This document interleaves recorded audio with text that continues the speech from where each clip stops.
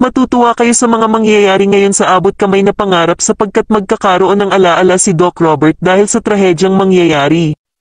Dito nga ay kikiligin kayo dahil sa magkasamang ma-stuck sila Robert at Lynette sa ilalim ng mesa at hindi sila dito makaalis dahil sa babagsakan ito ng mga malalaking gamit.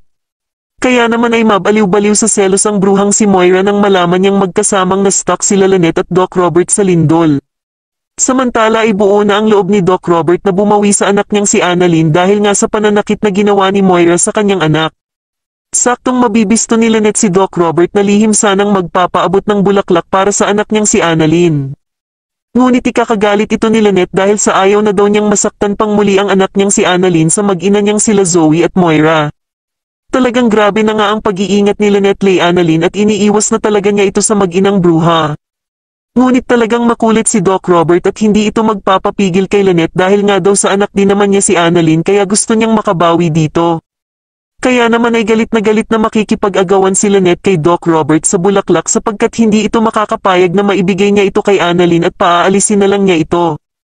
Matapos namang huminahon ni Lynette ay papakiusapan ito ni Robert na hayaan sana siyang makabawi sa lahat ng kasalanan niya sa anak niyang si Annalyn.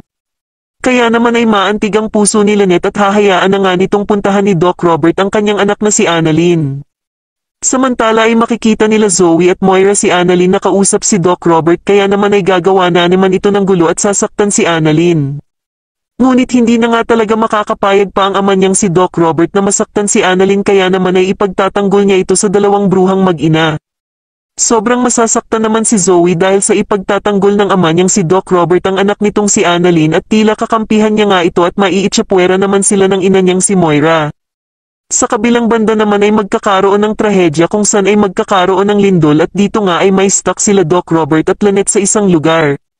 Sa tingin niyo tuluyan na nga kayang mahulog ang loob ni Doc Robert kay Lynette dahil sa lindol na mangyayari, mas lalo na nga talagang nagiging exciting ang mga susunod na kaganapan kaya naman ay mas lalo pa nating abangan ang mas lalong gumigandang abot kamay na pangarap. Maraming salamat po sa inyong panonood at sana po ay masubscribe niyo ako. Maraming salamat po.